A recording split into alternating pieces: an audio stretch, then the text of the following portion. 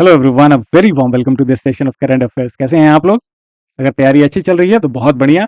अगर कहीं प्रॉब्लम आ रहा है, कुछ सवाल है, तो कमेंट सेक्शन खुला हुआ है, बेझिझक सवाल पूछिए आप। इस चैनल का नाम मैंने आस्क राइट क्वेश्चंस इसीलिए रखा था ताकि आपको हमेशा ध्यान रहे, इस प्लेटफॉर्म पे सवाल पूछने से पीछे नहीं हटना है, ठीक है?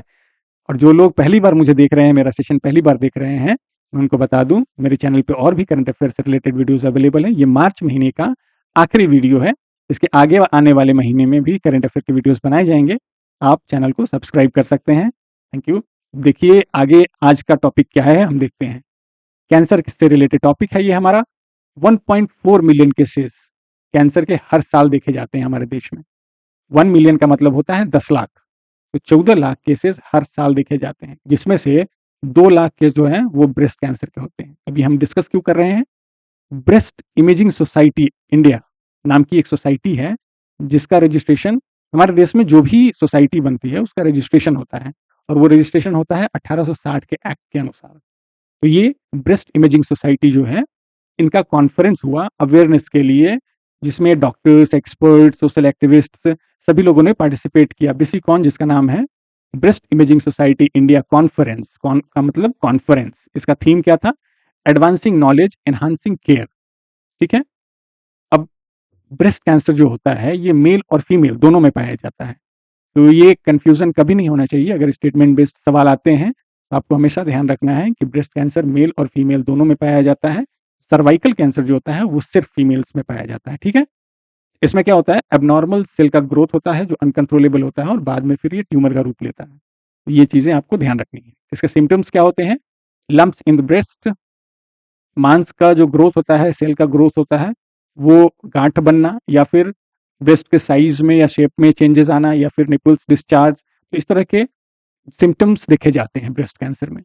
इसका स्क्रीनिंग होता है और उसका नाम है मैमोग्राम्स। मैमोग्राम्स के थ्रू स्क्रीनिंग किया जाता है। जैसे आपका बोन फ्रैक्चर होता है तो एक्सरे करते हैं, तो उस तरह से ये स्क्रीनिंग होता है। आयुष्मान भारत स्कीम के तहत 150 मिलियन महिलाओं का स्क्रीनिंग किया गया था, और टारगेट गवर्नमेंट का ये है कि 200 डे केयर कैंसर सेंटर्स खोले जाएं, क्योंकि हमारे देश में ये टैबू है। महिलाओं का जो स्टेटस है, तो इसके बारे में बहुत कम लोग बात करते हैं, और इसकी ज़रूरत है कि लोग खुलकर बात करें, और फीमेल का जो हेल्थ कंसर्न है उसको प्रॉपर्ली एड्रेस किया जाए। क्योंकि आप देख रहे हैं 14 लाख में 2 लाख केसेस सिर्फ ब्रेस्ट कैंसर के हैं, तो ये कितना सीरियस प्रॉब्लम है, और ये हर साल हो रहा है। ठीक है। आइए देखते हैं हमारा अगला टॉपिक क्या है। स्टैटिक पोर्शन से, जैसे फंडामेंटल राइट्स, डीपीएसपी, इन सब टॉपिक्स से जो भी सवाल पूछे जाते हैं, तो इसमें हमेशा स्टूडेंट्स का ये कंसर्न रहता है कि इसमें नया क्या लिखें। बुक में तो वही लिखा हुआ है, चाहे वो डीडी बसु हो, लक्ष्मीकांत हो, या फिर कोई भी टेक्स्ट बुक हो, एनसीईआरटी हो। इसमें नयापन क्या लाएं? सबको तो वही बुक पढ़ना है। तो नयापन आता है न्यूज़ से। अभी हाल में सुप्रीम कोर्ट में एक केस गया था, जिसमें कांग्रेस के एमपी हैं इमरान प्रतापगढ़ी, उनका केस था। उन्होंने पार्लियामेंट में कुछ पोएट्री रिसाइट किया था, और फिर उसके ऊपर केसेस हुए थे, उनके ऊपर क्रिमिनल केस हुआ था। फिर सुप्रीम कोर्ट ने उस केस को खारिज किया, और वहाँ के जस्टिस, सुप्रीम कोर्ट के जस्टिस उज्जवल भुइयां, इन्होंने एक जजमेंट दिया, और उसमें एक वर्डिक्ट में अपने ये स्टेटमेंट दिया। तो ये स्टेटमेंट आप कोट कर सकते हैं। Reasonable restrictions on free speech must be reasonable. अभी हाल के दिनों में आप देख रहे हैं, आपने न्यूज़ में कई बार देखा होगा, कॉमेडियंस के ऊपर, जर्नलिस्ट्स के ऊपर, तो अभी इस केस में एमपी के ऊपर, कोई भी अगर कमेंट करता है गवर्नमेंट के अगेंस्ट, तो अथॉरिटीज़ उसके ऊपर क्रिमिनल केसेस फाइल कर देती हैं। तो उसी को काउंटर करते हुए जस्टिस ने बोला कि आपका जो रिस्ट्रिक्शन है फ्री स्पीच के ऊपर, वो रीजनेबल होना चाहिए। And the law enforcement authorities, इस पॉइंट को आप देखिए, law enforcement authorities and courts must employ the standard of reasonable, firm and courageous minds, and not weak and vacillating ones who sense danger in every hostile point of view before initiating criminal actions। तो कोई भी criminal case file करने से पहले जो authorities हैं उनको भी थोड़ा एनालिसिस करना चाहिए। आप छोटी छोटी बातों पर केस फाइल करते जाएंगे तो ये इनसेंसिटिव अथॉरिटेरियन रूल है, और आप जनता के फ्री स्पीच को हमेशा दबाने की कोशिश करेंगे, तो फिर डेमोक्रेसी का वैल्यू कहाँ रह गया? तो इसलिए जज भूइया जी ने ये स्टेटमेंट दिया that reasonable restriction on free speech must be reasonable. Restrictions cannot be harmful or oppressive. Restrictions cannot overshadow fundamental right to free speech. Free speech का अधिकार सबको है, सबको बोलने का अधिकार है. तो आप बात बात पर अगर रोक टोक करेंगे, लोगों को बोलने से रोकेंगे, उनके फ्रीडम को काउंटर करेंगे, लोगों को कंट्रोल करने की कोशिश करेंगे, तो फिर डेमोक्रेसी कमजोर होगा. तो ये स्टेटमेंट आप करंट से रिलेटेड ये टॉपिक है और इसको आप यूज कर सकते हैं अपने स्टैटिक पार्ट में. Free speech was an integral part of healthy and civilized society. A person's view cannot be silenced merely because majority does not like the sound of them. अगर मेजोरिटी को पसंद नहीं है तो कोई कमजोर इंसान, जैसे क्लास में आप बैठे हैं 40 बच्चे हैं, उसमें से 5 बच्चे डिसएग्री करते हैं, तो इसका ये मतलब नहीं है कि वो 5 बच्चों को आप चुप करवा देंगे. They also have right to express their feelings, their logic. और इसलिए सबके व्यू पॉइंट का रिस्पेक्ट करना ही एक खूबसूरत डेमोक्रेसी का एग्जाम्पल है. आइए देखते हैं. डिजास्टर मैनेजमेंट अमेंडमेंट बिल आया, एक वक्त अमेंडमेंट बिल आया था और उसके ऊपर मैंने बहुत डिटेल्ड एक वीडियो बनाया है, आपको यहाँ पे स्क्रीन पे दिख रहा होगा. Disaster management amendment bill which amended disaster management act 2005. ये 2005 का डिजास्टर मैनेजमेंट एक्ट है. इसको अमेंड किया गया है. और क्यों किया गया है? क्योंकि नेशनल एग्जीक्यूटिव कमिटी और स्टेट एग्जीक्यूटिव कमिटी के पास ये पावर था कि वो डिजास्टर प्लान्स बनाएं स्टेट में और नेशनल लेवल पे. ये पावर अब एनडीए में और एसडीए में, यानी कि स्टेट डिजास्टर मैनेजमेंट अथॉरिटी और नेशनल डिजास्टर मैनेजमेंट अथॉरिटी को दिया गया है. The bill also empowers state government to constitute separate urban disaster management authority. जो मेट्रो सिटीज हैं, कैपिटल्स हैं, वहां पे अर्बन डिजास्टर मैनेजमेंट अथॉरिटी बनाई जाए special. Bill will provide for the creation of a disaster database at the national and state level. तो जो भी डिजास्टर के आयाम हैं, जो भी डायमेंशंस हैं, उसके ऊपर एक प्रॉपर डेटाबेस होगा हर स्टेट में और नेशनल लेवल पे भी, जहाँ पे डिजास्टर प्रोन जैसे फ्लडिंग हुआ या फिर अर्थक्वेक हुआ या ड्रॉट हुआ, तो इस तरह के जो भी अलग अलग तरीके, या फिर फॉरेस्ट फायर है, तो रीजनल एरियाज में अलग अलग, हमारा देश इतना डाइवर्स है, हर जगह पे अलग अपने तरीके के प्रॉब्लम्स हैं, डिजास्टर रिस्क हैं. तो इसलिए हर स्टेट का एक अपना स्पेसिफिक डेटाबेस होना चाहिए ताकि अथॉरिटीज अकॉर्डिंगली प्लान कर पाए उन चीज़ों के ऊपर. एक और अभी बिल पास किया गया जिसमें त्रिभुवन सहकारी यूनिवर्सिटी बनाया जा रहा है. ये यूनिवर्सिटी किसके लिए बनाया जा रहा है? अमूल का नाम आपने सुना होगा, बहुत लोगों को अमूल का फुल फॉर्म नहीं पता होगा. अमूल का फुल फॉर्म होता है आनंद मिल्क यूनियन लिमिटेड. अमूल, आनंद मिल्क यूनियन लिमिटेड. आनंद एक जगह है गुजरात में, वहां पे ये एक्सपेरिमेंट किया गया था. ये एक तरह का प्रयोग था कोऑपरेटिव सोसाइटी को एक साथ लाकर डेयरी सेक्टर में काम करने का. और उसी में ये एग्जाम्पल एक बहुत खूबसूरत एग्जाम्पल था कि प्रोड्यूसर्स जो थे उनकी भागीदारी से इसे अमूल को एक ब्रांड बनाया गया. ठीक है.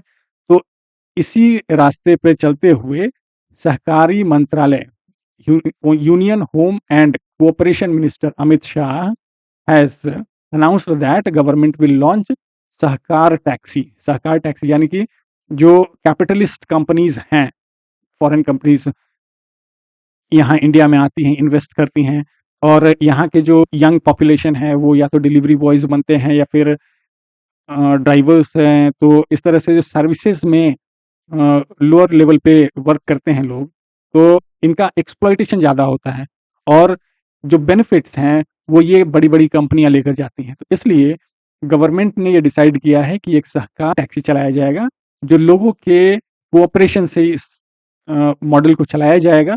और जो प्रॉपर बेनिफिट है, जो मेजर पार्ट ऑफ प्रॉफिट होगा, वो लोगों के साथ शेयर किया जाएगा. जैसे एग्रीकल्चर सेक्टर में ही अगर हम देखें तो प्रोड्यूसर्स जो होते हैं, एग्रीकल्चर प्रोड्यूस जो करते हैं, खेती करते हैं जो लोग, उनको बहुत कम मात्रा में उनका प्रॉफिट मिलता है किसानों को. लेकिन वहीं अगर हम डेयरी सेक्टर में देखें तो अमूल की वजह से जो डेयरी प्रोड्यूसर्स हैं उनको काफ़ी ज़्यादा फायदा होता है. जैसे अराउंड 80% मैंने पढ़ा था 80% का बेनिफिट जो प्रॉफिट होता है वो किसानों को मिलता है जो डेयरी सेक्टर में काम करते हैं अमूल के थ्रू। और किसानों में अगर एग्रीकल्चर सेक्टर में जो खेती करते हैं उनका रेशियो आप देखेंगे तो 20 से 30% बहुत ज़्यादा होता है। इस तरह से कोऑपरेटिव सोसाइटीज़ को बनाना हर सेक्टर में ये गवर्नमेंट का गोल है। और वहाँ पे जो इंस्टीट्यूट था, इंस्टीट्यूट ऑफ रूरल मैनेजमेंट आनंद, इसी को रीनेम करके और इसको एक इंस्टीट्यूशन ऑफ नेशनल इम्पोर्टेंस बनाया गया है इस बिल के तहत। 28 मार्च को यूनिवर्सल एक्सेप्टेंस डे मनाते हैं हम।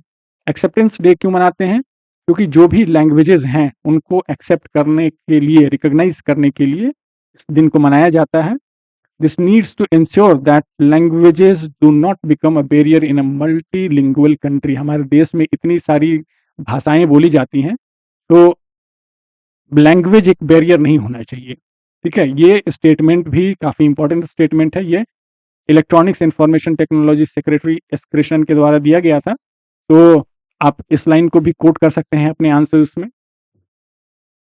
अगला टॉपिक है म्यांमार में और थाईलैंड में जो अर्थक्वेक आया था उसके बारे में है। इंडिया का ऑपरेशन ब्रह्मा लॉन्च किया गया है to assist them in Myanmar. और इसके पहले साइक्लोन यागी आया था पिछले साल, जिसमें ऑपरेशन सद्भाव इंडियन नेवीज के द्वारा चलाया गया था। म्यांमार में अर्थक्वेक आने का रीजन क्या है?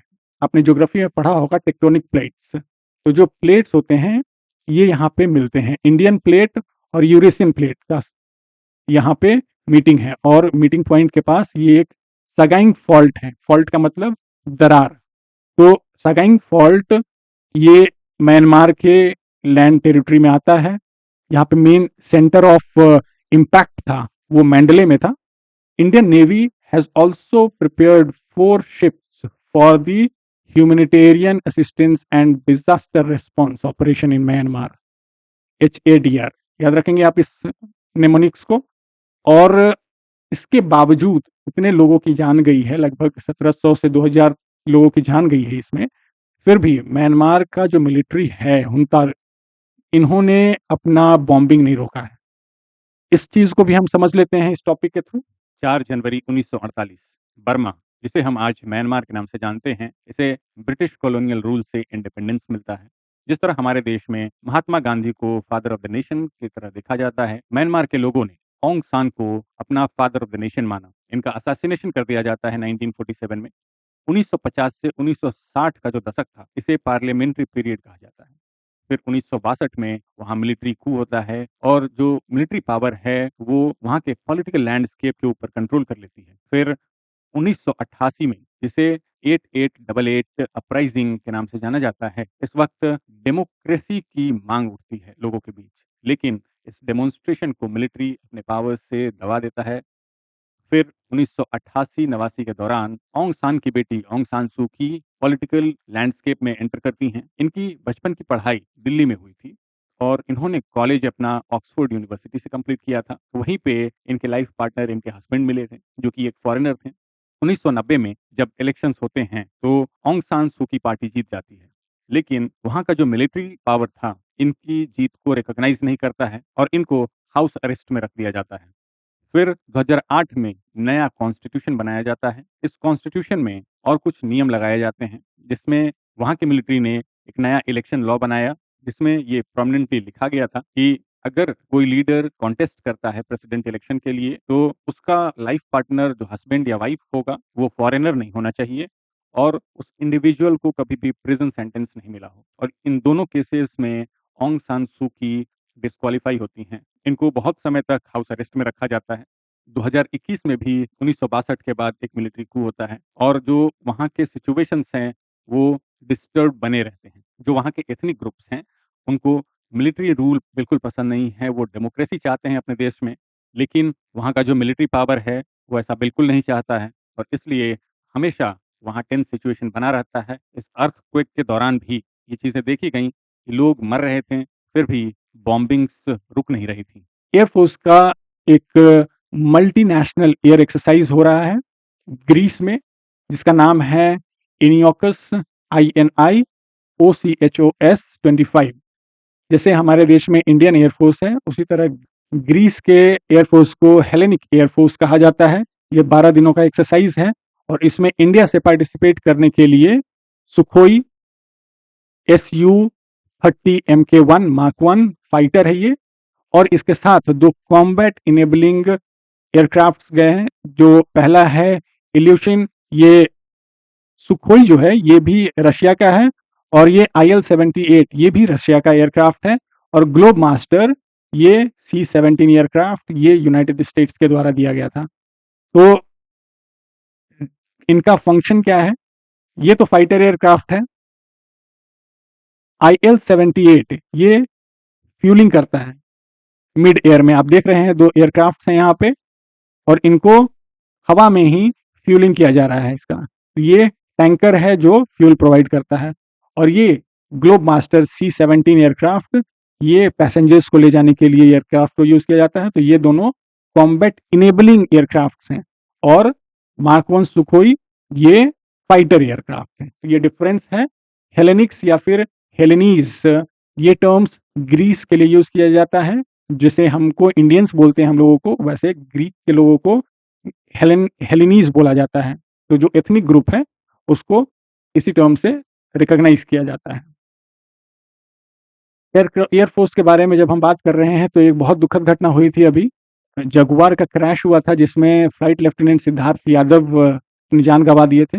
और ये जगुआर का इमेज आप देख रहे हैं। जगुआर बहुत पुराना एयरक्राफ्ट है। 1970 में इसको इंडक्ट किया गया था एयरफोर्स में, और उसके बाद अभी 40 साल 4 दशक निकल गए, और इसको अभी भी यूज़ किया जा रहा है। जहाँ की दूसरी तरफ हमारे जो राइवलरी हैं चाइना पाकिस्तान, ये अपने एयरक्राफ्ट को एडवांस करते जा रहे हैं। तो इसलिए इसका जो प्रेजेंस है जगुआर का, खैर जगुआर ने काफ़ी मदद किया है इंडियन एयरफोर्स को पहले के वॉर में, लेकिन जिस तरह से टेक्नोलॉजी एडवांसमेंट हुआ है तो अब ये एक एसेट नहीं एक लायबिलिटी बन के रह गया है, और इसको रिप्लेस करना काफ़ी ज़रूरी हो गया है, क्योंकि आए दिन ये एक्सीडेंट्स होते रहते हैं।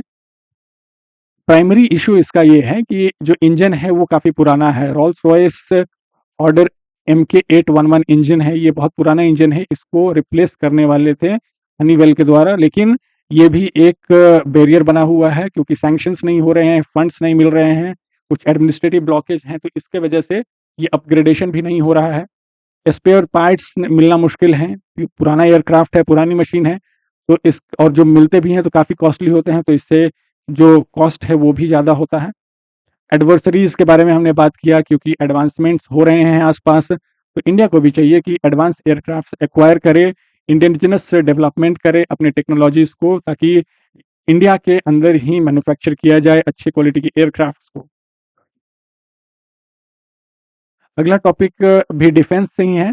Defence ministry has signed 2 contracts. HAL Hindustan aeronautics limited के साथ कॉन्ट्रैक्ट साइन किया है आर्मी और एयरफोर्स के लिए 2 कॉन्ट्रैक्ट्स, जिसमें टोटल 156 यानी कि 66 एयरफोर्स को मिलेंगे, और 90 एयरक्राफ्ट जो ये प्रचंड हेलीकॉप्टर है ये इंडियन आर्मी को मिलेगा। तो इसके लिए डिफेंस मिनिस्ट्री ने साइन किया है। तो आपको साथ में इमेजेस मैं दिखा रहा हूँ ताकि रिकॉग्नाइज करने में आसानी हो। इन चीज़ों के बारे में अवेयर होना भी काफ़ी ज़रूरी है। हमारी डिफेंस की स्ट्रेंथ और डिफेंस का क्या रोल है इंडिया के सिक्योरिटी में, इसको समझना भी ज़रूरी होता है। Ministry of defence inked 2,500 crore rupee contract for the procurement of Nag missile system. Nag missile system जो है ये बहुत advanced anti tank missile system है, और इसका एडवांसमेंट ऐसा है, आपने मूवीज़ में कई बार देखा होगा कि मिसाइल फायर किया जाता है तो वो टारगेट के पीछे-पीछे जाता है, जब तक कि वो ब्लास्ट नहीं करता है, वो टारगेट को हिट नहीं करता है या कहीं पे ब्लास्ट नहीं करता है, तब तक वो चलता है। तो इस तरह से ये fire and forget anti tank missile है। इस सिस्टम के अंदर anti tank weapon systems, potential for direct indirect employment generation. कैसे इनडायरेक्ट, क्योंकि जो भी एडवांसमेंट्स हो रहे हैं, इंडिजिनाइजेशन हो रहा है, प्रोडक्शन हो रहा है हमारे देश में, अगर किसी चीज़ को प्रोड्यूस किया जा रहा है तो जो छोटे स्पेयर पार्ट्स होते हैं जैसे नट बोल्ट, पैनल्स या फिर जो व्हील्स होते हैं, तो ये सब छोटे इंडस्ट्रीज़, MSME इंडस्ट्रीज़ यानी कि micro, small and medium enterprises के द्वारा मैन्युफैक्चर किए जाते हैं, तो इससे एम्प्लॉयमेंट जनरेशन भी हमारे देश में देखा जाएगा।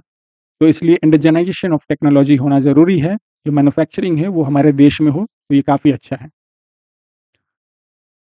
टेक्सटाइल वेस्ट की बात की जा रही है। अभी प्रधानमंत्री नरेंद्र मोदी का भी जो मन की बात वो करते हैं, उसमें भी इस बात को डिस्कस किया गया और काफ़ी ज़्यादा न्यूज़ आर्टिकल्स भी आ रहे हैं। तो टेक्सटाइल वेस्ट के बारे में आप ज़रूर पढ़ लेंगे और ध्यान रखेंगे इसको, कभी भी एग्ज़ाम में पूछा जा सकता है।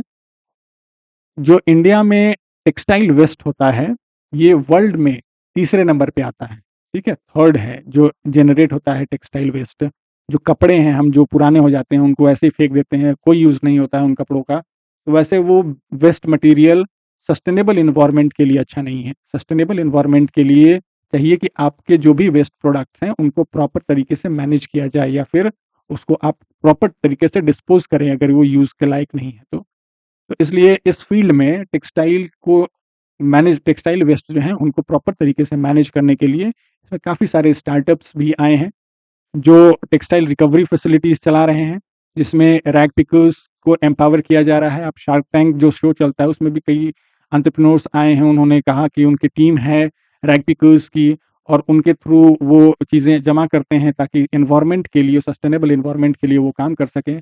और रैग पिकर्स के लिए भी अच्छा होता है जो एक कंपनी के साथ जुड़े हुए हैं, उनका भी एम्पावरमेंट होता है, उनको भी एक अलग दुनिया देखने का मौका मिलता है। Items like decorative pieces, handbags, stationery, toys ऐसी चीज़ें बनाई जा सकती हैं। पुराने कपड़े जो यूज़ के नहीं हैं, कपड़े का काफ़ी सारा मटेरियल डेकोरेटिव मटेरियल्स हम देखते हैं, तो उन चीज़ों को भी बनाया जा सकता है टेक्सटाइल वेस्ट से। आजकल जो डिज़ाइनर क्लोथ्स होते हैं, वो रेंटल प्लेटफ़ॉर्म्स काफ़ी सारे हो गए हैं, जैसे सेलिब्रिटीज़ के लिए, फैशन शो के लिए या फिर शादी-विवाह के लिए। तो इन जगह पे वो कपड़ों को जो कॉस्टली डिज़ाइनर क्लोथ्स होते हैं, वो रेंट पे भी दिए जाते हैं। तो इस तरह से हम जो टेक्सटाइल है हमारा, टेक्सटाइल वेस्ट को मिनिमाइज़ किया जा सकता है इन सभी इनोवेटिव तरीकों से, ठीक है? अगला टॉपिक है हमारा unified pension scheme for central government employees. Unified pension scheme क्या होता है? सबसे पहले ओल्ड पेंशन स्कीम चला करता था और उसके बाद फिर न्यू पेंशन स्कीम आया, फिर ये यूपीएस हम सुन रहे हैं। चेंजेस क्या हैं इसके बीच में, ये समझने से पहले पेंशन के बेसिक कॉन्सेप्ट्स को समझना ज़रूरी है और ये चेंजेस लाने की ज़रूरत क्यों पड़ रही है। ये आप ध्यान से सुनिएगा तभी आप समझ पाएँगे, ये चीज़ें आपको बहुत कम जगह पे मिलेगा। जैसे हमारे देश में अभी यंगेस्ट पॉपुलेशन इस कंट्री को बोला जाता है, लगभग एवरेज 28 साढ़े 28 साल हमारे देश के पॉपुलेशन का है। तो ये हमेशा यंग तो रहेगा नहीं, सैचुरेशन पॉइंट आना है। तो अभी जो ये मेजॉरिटी यंगेस्ट पॉपुलेशन है, कभी न कभी रिटायर करेगा और जब ये रिटायर करेंगे, तो जो यंगर जनरेशन हमारे बाद के जो जनरेशन है, वो पेंशन का सारा अगर ओल्ड पेंशन स्कीम को हम लेकर चलेंगे, तो जैसे पेंशन गवर्नमेंट क्या किसको कैसे देती है पेंशन? 50 लोग अगर रिटायर्ड हैं, 100 लोग काम कर रहे हैं, तो इनसे 100 लोगों से जो प्रॉफ़िट होगा, गवर्नमेंट इसी प्रॉफ़िट में से इन लोगों को पेंशन दिया करती थी, ओल्ड पेंशन स्कीम के तहत। लेकिन जब ये मेजॉरिटी रिटायर करेगा और तो यंगर जनरेशन जब आएगा, सारा ये इनको पेंशन देने का सारा जो बर्डन है, वो यंगर जनरेशन पे जाएगा। और इसी को एड्रेस करने के लिए ये न्यू पेंशन स्कीम का आइडिया लाया गया कि जो एम्प्लॉइज़ हैं, वो अपने जॉब के दौरान ही जब वो सर्विस में हैं, उसी दौरान थोड़ा-थोड़ा अपनी सैलरी से पेंशन स्कीम के तहत कंट्रीब्यूशन देंगे और गवर्नमेंट भी कुछ कंट्रीब्यूट करेगी और जब वो रिटायर करेंगे तो उसी में उनको पेंशन दिया जाएगा उसी से। तो ये यंगर जनरेशन के ऊपर जो बर्डन है पेंशन का, वो नहीं रहेगा। अब इससे लोगों के बीच में अनसर्टेनिटीज़ थी कि कितना पेंशन मिलेगा, पहले जो मिलता था ओल्ड पेंशन स्कीम में उससे तो काफ़ी कम मिलने वाला था न्यू पेंशन स्कीम में, तो क्रिटिसिज़्म बहुत ज़्यादा हुआ। तो इसलिए ये यूनिफाइड पेंशन स्कीम को लाया गया है। इसमें अब पेंशन का एश्योरेंस होगा कि इतना पेंशन जैसे 50% अगर 25 साल सर्विस हो गई है आपकी तो 50% आपकी सैलरी का आपको पेंशन दिया जाएगा। अगर एम्प्लॉयी का डेथ हो जाता है, तो जो पेंशन दिया जाता था 50% जो भी अमाउंट होगा उसका 60% फैमिली को पेंशन दिया जाएगा। और अगर 10 साल की सर्विस है तो 10,000 रुपए मिनिमम पेंशन दिया जाएगा। तो ये एश्योरेंस है कि कम से कम 10,000 रुपए दिए जाएँगे आपको। लेकिन जो एनपीएस था, न्यू पेंशन स्कीम था, उसमें इसके पहले वाले में इतना ज़्यादा एश्योरेंस नहीं था। इसकी वजह से काफ़ी क्रिटिसिज़्म भी हो रहा था। यूनिफाइड पेंशन स्कीम जो है aims to balance fiscal policy. Fiscal policy को बैलेंस करने के लिए है क्योंकि जो फ्यूचर में बर्डन होने वाला है गवर्नमेंट के ऊपर वो ना हो और लोगों के तरफ से जो कंट्रीब्यूशन हो वो भी होता रहे, एश्योरेंस भी हो और कंट्रीब्यूशन भी लोग खुद करते रहें। ये सब रेगुलेशन किसके तहत होता है? पीएफआईडी एक इंस्टीट्यूशन है मिनिस्ट्री ऑफ फाइनेंस के अंदर, pension fund regulatory and development authority यही अथॉरिटी पूरे तरह से ज़िम्मेवार है पेंशन्स में जो भी रेगुलेशंस होते हैं उसको इम्प्लीमेंट करने के लिए। तो ये भी आपको फैक्ट को ध्यान रखना है। ठीक है? आगे बढ़ते हैं। छठा समिट हुआ है बिम्स्टेक का बैंकॉक, थाईलैंड में। थाईलैंड में जो समिट हुआ है उसमें बिम्स्टेक का थीम क्या था? Prosperous, resilient and open BIMSTEC. मैंने एक इंटरनेशनल ऑर्गेनाइजेशन के ऊपर भी वीडियो बनाया है, जिसमें सारे इंटरनेशनल ऑर्गेनाइजेशंस के ऊपर उनके सारे डिटेल्स, मेंबर्स के नाम सब कुछ कवर किया गया है। आप देख सकते हैं वो वीडियो भी। तो बिम्स्टेक का जो छठा समिट है वो थाईलैंड में किया गया है। अगला टॉपिक है हमारा फर्स्ट वंदे भारत एक्सप्रेस कश्मीर से कटरा के लिए चलाया गया है। ये चेनाब ब्रिज रेलवे का जो ब्रिज है ये 1315 मीटर लंबा, ये आईफिल टावर से भी ऊंचा है इसका जो हाइट है, और इस ब्रिज को क्रॉस करते हुए वंदे भारत ट्रेन जाएगा। एक और ब्रिज अभी न्यूज़ में है, पंबन ब्रिज, जो कि फर्स्ट वर्टिकल लिफ्ट ब्रिज है। जैसे इसके ऊपर भी मैं एक स्पेशल वीडियो बनाऊंगा। पहले जो ब्रिज हुआ करता था, जैसे फॉर एग्जांपल पंबन ब्रिज, पहले जहाँ ब्रिज था तो इस तरह था, वो जब शिप जाता था तो इस तरह से ऊपर उठ जाता था, ठीक है, तो बीच से शिप चला जाता था। लेकिन जो अभी नया ब्रिज बना है ये लिफ्ट की तरह वर्टिकल लिफ्ट होता है, जैसे पिलर्स लगाए हुए हैं दोनों साइड में, और ब्रिज जो है वो पूरा ऊपर लिफ्ट करता है। तो इसलिए इसको first vertical bridge of India कहा जा रहा है, पंबन ब्रिज। ठीक है, ये तमिलनाडु में है। अगला टॉपिक हम देखते हैं। पार्लियामेंट में एक डेटा कोट किया गया। आईएलओ के द्वारा एक रिपोर्ट जारी हुआ था, वर्ल्ड सोशल सिक्योरिटी रिपोर्ट 24-26। इसमें यह कहा गया था कि जो सोशल सिक्योरिटी कवरेज है इंडिया में वो डबल हुआ है। कब से? 2021 के बाद 2024 तक, यानी 3 साल में सोशल सिक्योरिटी कवरेज जो है, जैसे जनधन योजना या फिर स्वामित्व स्कीम के तहत या फिर आयुष्मान भारत के तहत जनौषधि केंद्र खोले गए, तो इस तरह से जो भी सोशल सिक्योरिटी मेजर्स लिए गए हैं गवर्नमेंट में, इसका कवरेज काफ़ी ज़्यादा बढ़ा है हर आयाम में। इसलिए उस वक्त 2021 में ये 24.4 था, अभी 48.8% का कवरेज है सोशल सिक्योरिटी का हमारे इंडिया में। ये डेटा इंपॉर्टेंट है। Highest ever growth in indigenous defence production. अब हमारे देश में जो डिफेंस प्रोडक्शन इंडिजिनाइजेशन हो रहा है, ये भी अच्छा एक स्टेप है गवर्नमेंट के द्वारा, क्योंकि जो भी डिफेंस इक्विपमेंट्स इंपोर्ट किए जाते थे दूसरे डेवलप्ड कंट्रीज से, तो काफ़ी महंगा होता था, और इंडिया का जो मैन्युफैक्चरिंग था डिफेंस सेक्टर में वो काफ़ी कमज़ोर था। उसके ऊपर गवर्नमेंट अब ध्यान दे रही है। तो जो प्रोडक्शन है इंडिजिनस प्रोडक्ट्स का वो काफ़ी बढ़ा है। लगभग 174% का इंक्रीज देखा गया है 2014-15 से 2023-24 के बीच में। ठीक है, आइए देखते हैं अगला टॉपिक क्या है। World athletics, international sports governing body. World athletics नाम का एक ऑर्गेनाइजेशन है जो इंटरनेशनल गेम्स का गवर्नेंस देखता है, एडमिनिस्ट्रेशन देखता है। और एक बहुत इंपॉर्टेंट मुद्दा था, जो ट्रांसजेंडर्स होते हैं, तो फिजिकल अपीयरेंस में ये आइडेंटिफाई करना मुश्किल रहता था कि वो फीमेल हैं या मेल हैं, और इसलिए बहुत सारे ट्रांसजेंडर्स फीमेल कैटेगरी में पार्टिसिपेट करते थे और उनको एज मिलता था, क्योंकि उनका जो फिजिकल एंड्योरेंस है वो ज़्यादा होता था। इसकी वजह से सेबेस्टियन कोय ऑर्गेनाइजेशन जो वर्ल्ड एथलेटिक्स है उसके प्रेसिडेंट है सेबेस्टियन, ये खुद भी एक एथलेटिक थे, फील्ड एथलीट, और इन्होंने काफ़ी टाइम पहले भी 2-3 साल पहले भी काफ़ी ज़्यादा ये मुद्दा उठा था, डिस्कशन में आया था, और तब से ये कह रहे थे कि एक टेस्ट होना चाहिए ताकि फीमेल कैटेगरी में ट्रांसजेंडर्स पार्टिसिपेट ना करें। इसलिए ये मैंडेटरी कर दिया गया है चीक स्वाबिंग टेस्ट। इसमें क्या होता है, कॉटन बॉल्स को चीक्स के अंदर डाल के जो सलाइवा होता है उसको सैंपल के तौर पे लिया जाता है और टेस्ट किया जाता है। तो एसआरवाई जीन इसका टेस्ट होता है। अगर ये जीन अवेलेबल होता है तो उसे फीमेल नहीं माना जाएगा। ये जो एसआरवाई जीन होता है ये वाई क्रोमोसोम में पाया जाता है, जो मेल सेक्स कैरेक्टर को डिफाइन करता है। तो इसलिए इसका टेस्ट सिंपल है, और इसके लिए इसी वजह से इसको बैक किया जा रहा है। इसको बार-बार कहा जा रहा था सेबेस्टियन के द्वारा कि इसको लागू करना चाहिए, मैंडेटरी करना चाहिए, और वो कर दिया गया है। इसलिए ये न्यूज़ में रहा था। एसआरवाई जीन आप ध्यान रखेंगे, it has become mandatory for every athlete to go through this test if they want to participate in female category.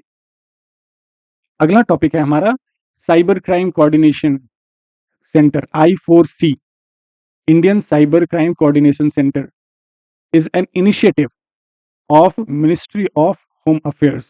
अभी I4C क्यों न्यूज में रहा है, क्योंकि लगभग 1400 से 1500 गेमिंग प्लेटफॉर्म्स को बैन किया गया है और जो फाइनेंशियल फ्रॉड्स होते हैं, साइबर क्राइम्स होते हैं, इसके लिए ये मेजर्स लेता है। जो भी एनफोर्समेंट अथॉरिटीज़ हैं उनके बीच में कोऑर्डिनेशन करता है ये। तो आप इस चीज़ से कंफ्यूज नहीं होंगे कि ये साइबर सिक्योरिटी से रिलेटेड है, साइबर क्राइम से रिलेटेड है, तो इंफॉर्मेशन टेक्नोलॉजी का पार्ट है। ये मिनिस्ट्री ऑफ होम अफेयर्स के अंदर आता है I4C, Government of India, to deal with cybercrime in country in coordinated and comprehensive manner by improving coordination between various law enforcement agencies and stakeholders। तो ये law enforcement agencies के बीच में coordination करके जो भी साइबर क्राइम्स है उसको counter करने के लिए एजेंसी काम करती है। साइबर क्राइम्स कितने तरह के होते हैं? Crypto currency, cyber terrorism, ransomware, online and social media related crimes, child pornography, online financial fraud, hacking, या फिर एक्सप्लिसिट मटेरियल्स का ट्रांजैक्शन, या फिर डार्क वेब पे जो भी ट्रेड होता है। इस तरह के सारी क्राइम्स को साइबर क्राइम के कैटेगरी में डाला जाता है। तो आप ये डायमेंशंस भी, अगर कभी आंसर राइटिंग में आता है, साइंस एंड टेक्नोलॉजी में साइबर क्राइम से रिलेटेड टॉपिक्स आते हैं, तो आप इन चीज़ों को ध्यान में रखेंगे ताकि जो डायमेंशंस हैं आपके आंसर के वो ज़्यादा ब्रॉड हों, आपका कवरेज अच्छा हो आंसर में। तो मैं उम्मीद करता हूँ आपको ये सेशन अच्छा लगा होगा।